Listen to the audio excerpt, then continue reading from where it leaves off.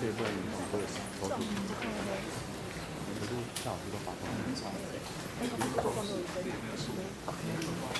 还没有人来做方式。Now begin our next keynote speech. We would like to welcome Professor Eric Clark, who will be talking about climate change and sustainability, geographies of knowledge and ethics. We will also like to welcome Professor Ji Junjie, Chair of the Department of Ethnic Relations and Cultures from National Zhonghua University, to give a brief introduction on Professor Clark. Good morning again, and welcome to the second keynote speech session. Professor Hopkins already set the tone for the conference by offering wonderful broad perspective on the issue of sustainability and higher education. And we'll go into the specifically about from the geographical perspective. And I'll just very briefly introduce Professor Eric Clark. And for the benefit of most of the audience here, I'll use Mandarin to do it. And I promise I'll speak only nice words about you. Eric Clark， 我想在台湾的学界，大家大部分人会非常熟啊。他经常来台湾访问。那事实上，我今年底想颁发他一个台湾之友给他他是瑞典的这个。隆德大学Professor of Human Geography， 然后他同时也是瑞典皇家人文学社的院士。过去以来他编辑了这个欧洲非常重要的地理学刊，然后当然他也做过非常多的研究，我想内容非常多都在我们的大会手册里面有，就不多占各位时间。比较重要的是，他最近几年他也参与了一个欧洲关于海岛研究的。不是海岛研究，欧洲关于这个历史政治生态学的一个研究。那因为如此，我们台湾也有团队做海岛研究。那蔡文敏教授在这边，他也领导一个团队，我同时也有幸参与其间。那所以我们过去几年有非常密切的合作。密切到我去年有幸到。Professor Eric Clark 他的 summer house 去度假了几天，非常所以我很高兴今天有机会看到他昨天刚到这边来。Okay, without further ado, let's welcome Professor Eric Clark.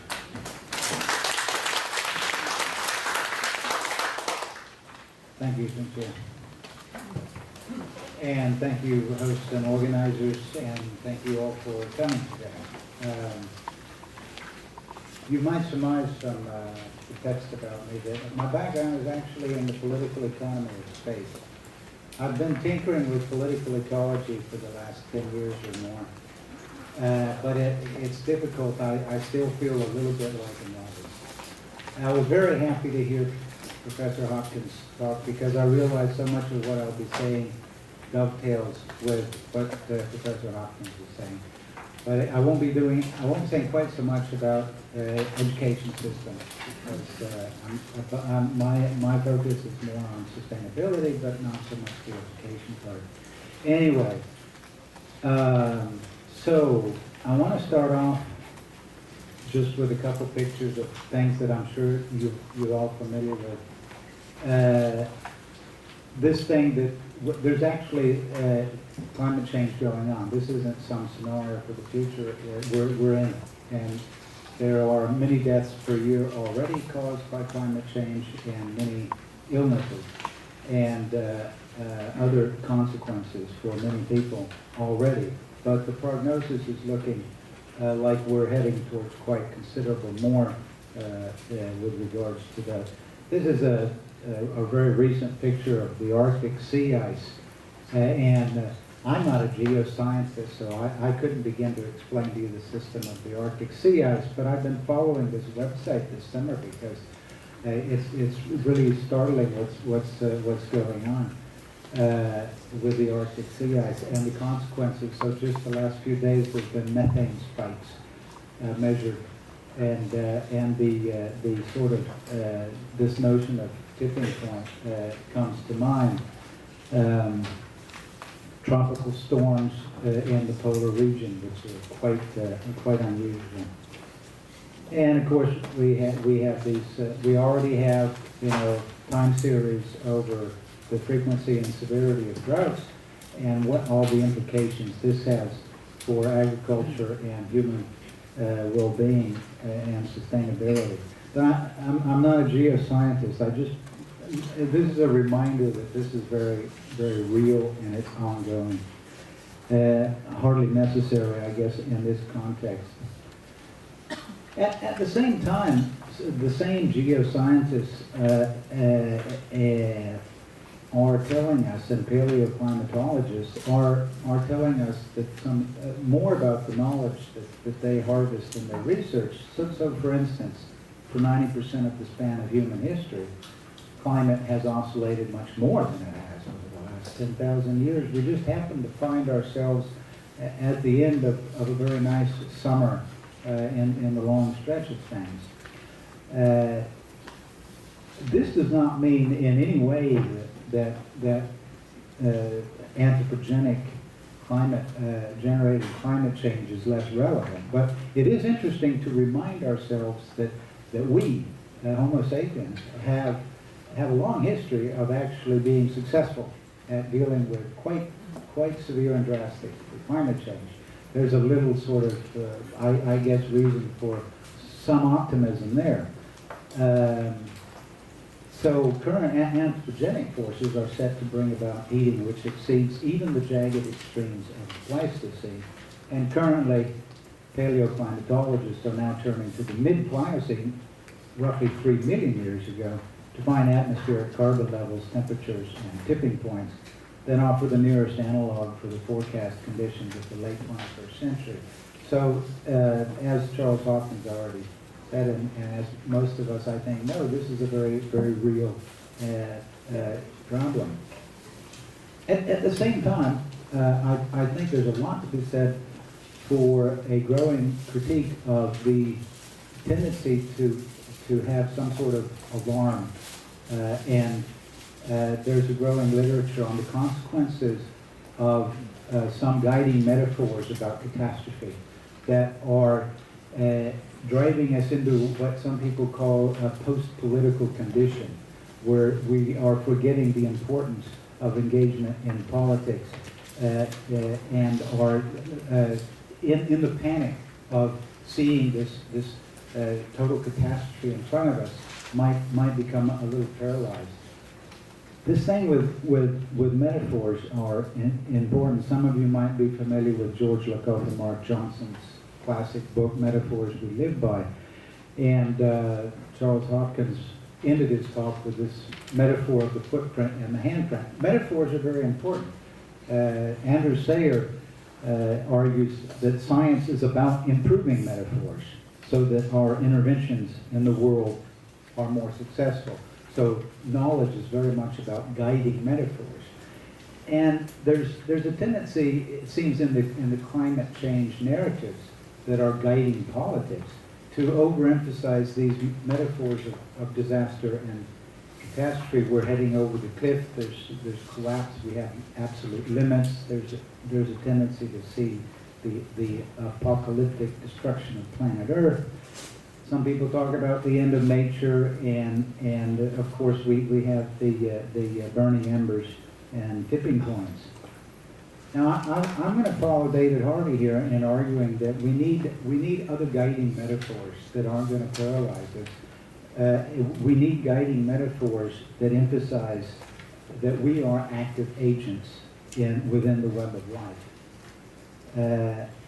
And this has, I think, quite much consequences for our capacities to engage.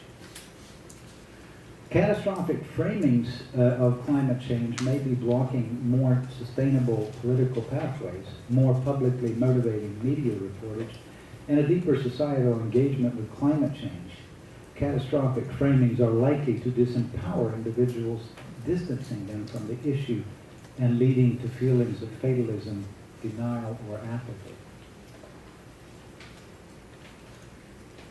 And so it seems legitimate to ask ourselves, will a rhetoric of imminent catastrophe sharpen our minds in the direction of cooperative, collective, and democratic responses, or rather lead us toward a lifeboat ethic in which the powerful pitch the rest overboard? This is the post-political condition.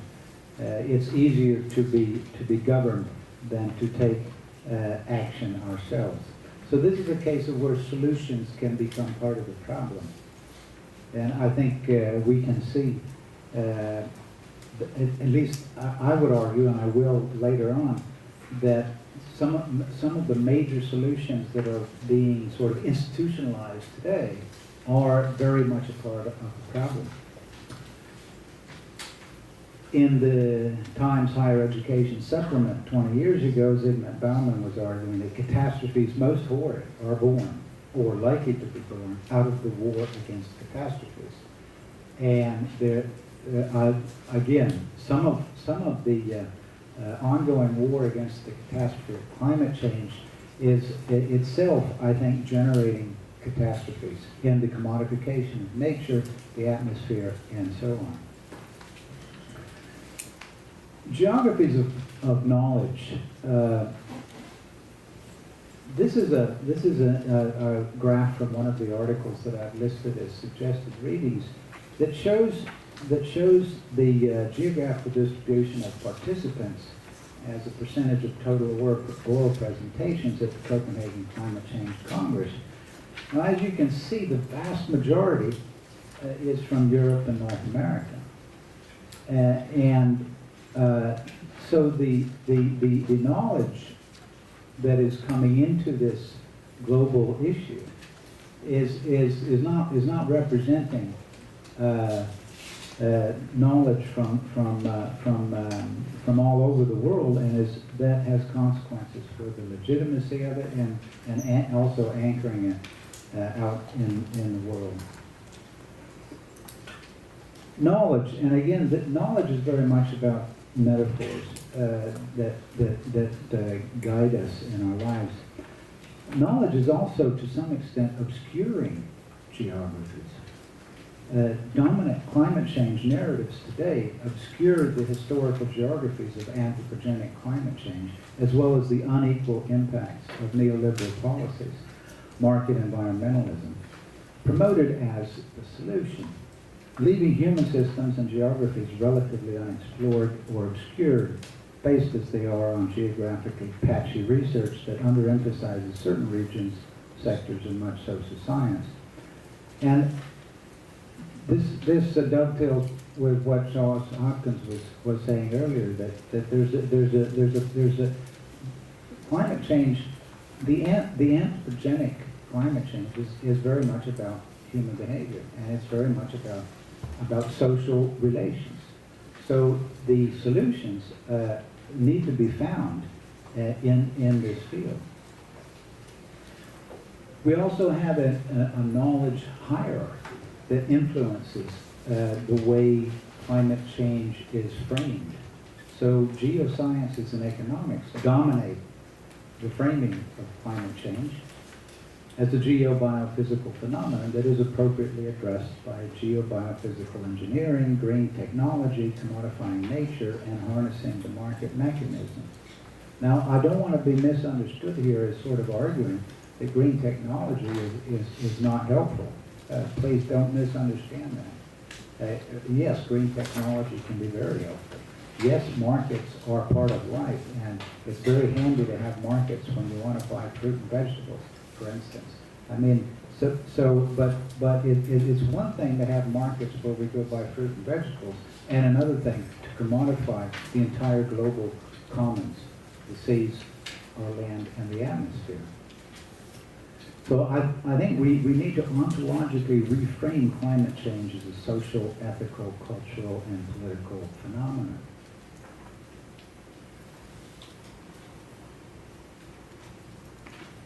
And there's geographies of ethics that has to do very much with the history of capitalism, the history of global and regional uneven development.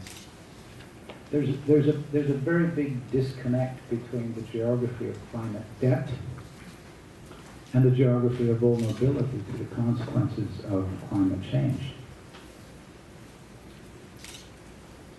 So, for instance, I have a colleague at Lund who's trying to calculate climate debt, and I mean it's complicated and not simple, but just a couple figures. His calculations suggest that in the U.S. the per capita climate debt is over 1,000 tons of carbon per capita. In China, 1. In Taiwan, which probably interests you, 193. While Bangladesh, which stands to suffer perhaps more than most places, has a negative debt of minus 58. Again, I don't know how he's calculating exactly historical time series. And the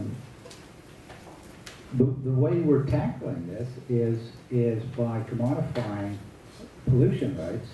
And in this new type of institution, places like Russia get windfall gains worth about 10 billion US, just because of the way in which this is being institutionalized and some of the initial decisions about how this is going to operate.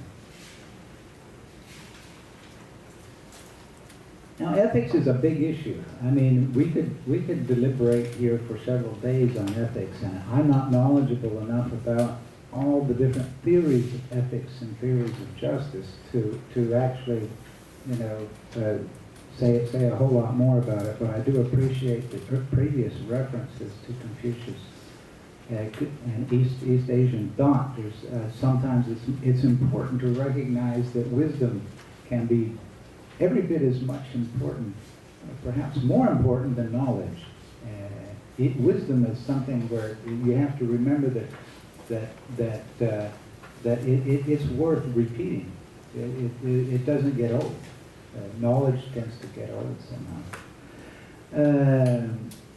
But I draw again on another article. I mentioned by way of introduction that I feel like a novice in this field, so you can tell that because I'm leaning very much on other people, the work of others. But Andrew Sayer's a good friend, and I have been admiring his work for many years. And he has this short piece and area that I have to include in my. Please, if you don't read any of the others, read this 4 pages. It's a very nice little piece. And he brings up the Lockean proviso as at least one interesting way of introducing the normative dimension. What I like about this too, of being very radical and socialist myself, I often find it comfortable to refer to a little bit more conservative thinkers simply because it's easier to sell. You know, if I stand up here and quote Marx, you know, I've lost half the audience or more. But anyway, the Lockean proviso, Locke's proposal that individuals should be allowed private property, subject to the constraint that they leave enough and as good for others. Now, if we adapt this to carbon emissions and remember that the others include future generations, then it is clear that the affluent of the world with levels of emissions, which if universalized would require several Earths to support sustainably, are massively infringing this proviso. So while I agreed with just about everything Charles Hopkins said, I'm not totally convinced that the GDP is totally innocent here.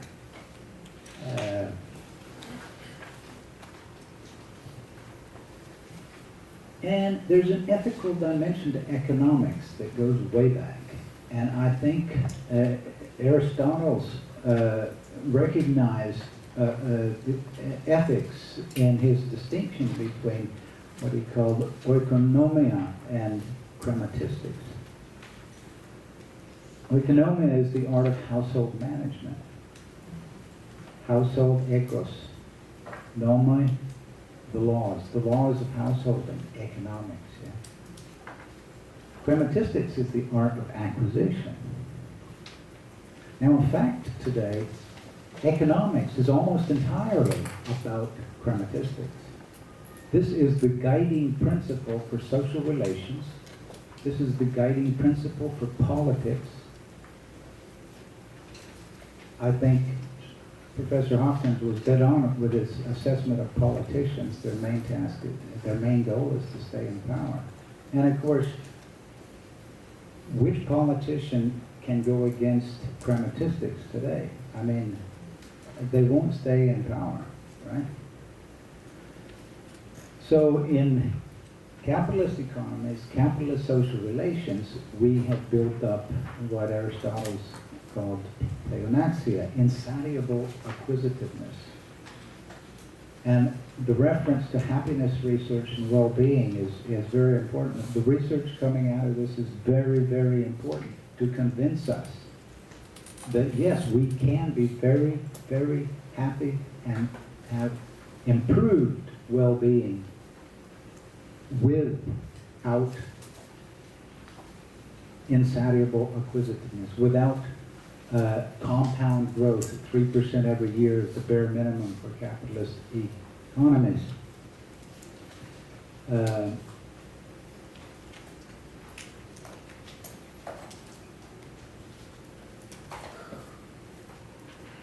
So over to geographies of action. The main sort of leading type of global action that's going on is through these systems of carbon offsets. And I tend to agree with Adam Bumpus and Diana Liverman here that the carbon offsets represent capital accumulation strategies that devolve governance over the atmosphere to supranational and non-state actors and to the market. So just as our seas and oceans are being privatized at an alarming rate today, and the commons of our lands have already been, to a vast extent, turned into commodity rather than commons, where we have just in recent years commodified the atmosphere. And there's a huge economy in this. So the story Professor Hopkins had about the MBA degrees, I mean, these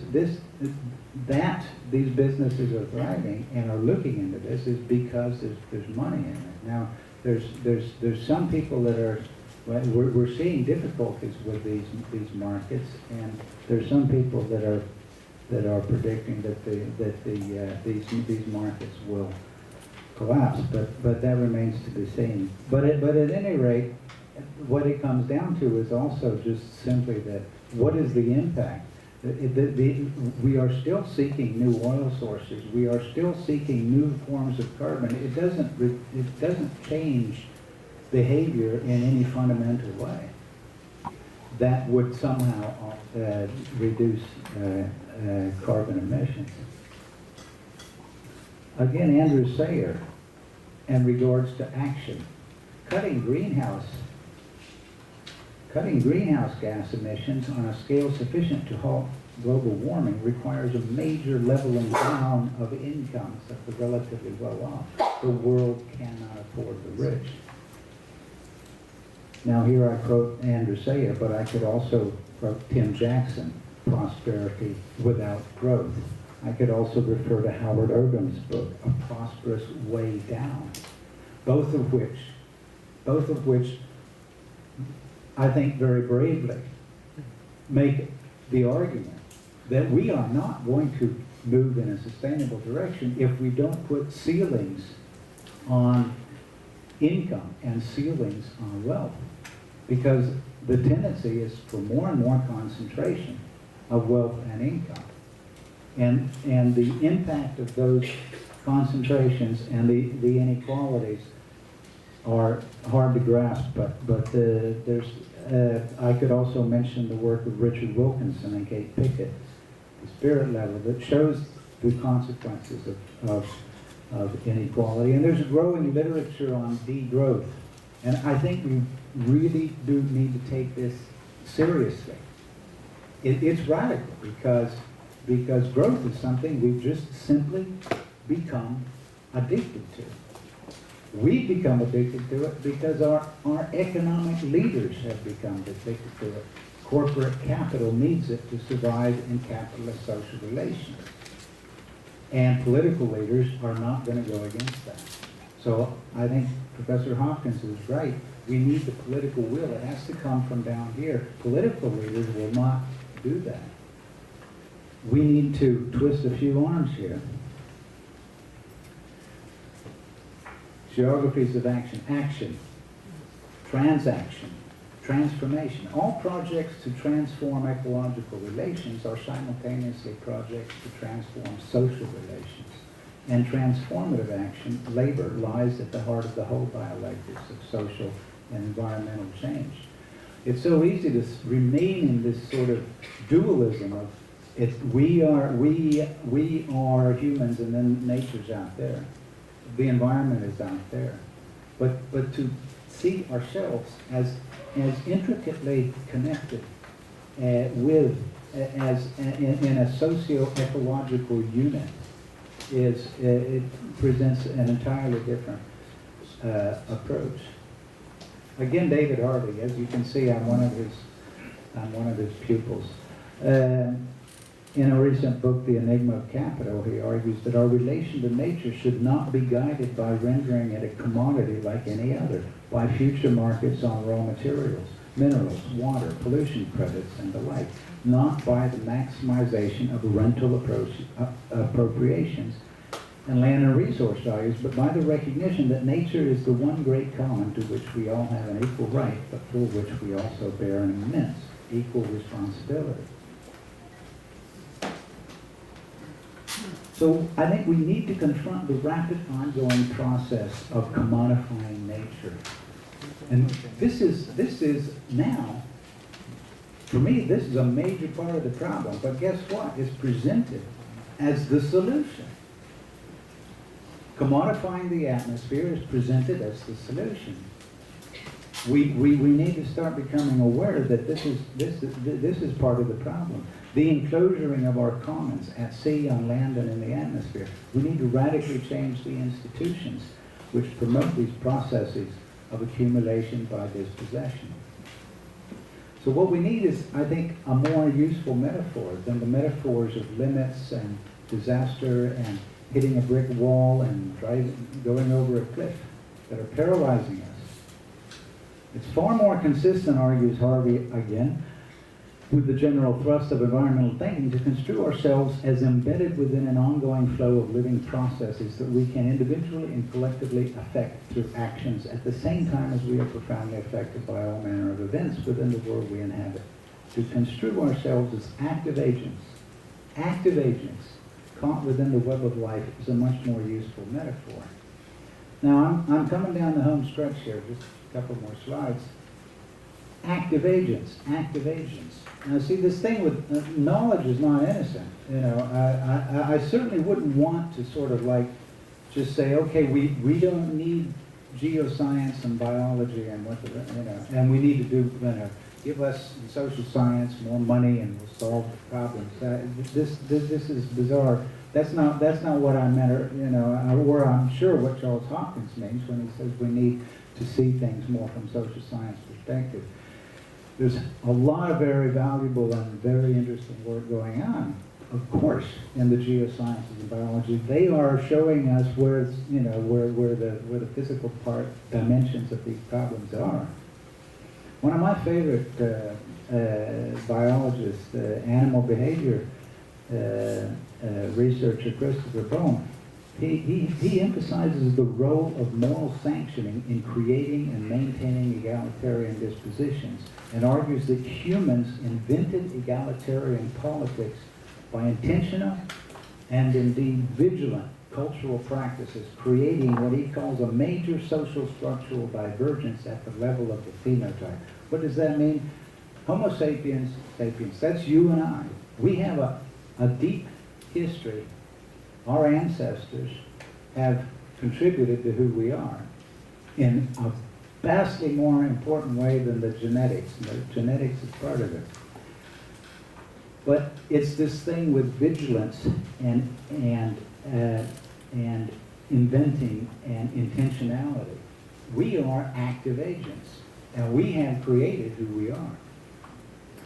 So some of the examples that Christopher Bohm gives with this moral sanctioning, I mean, if in the long stretch of human history, when we had psychopaths amongst us,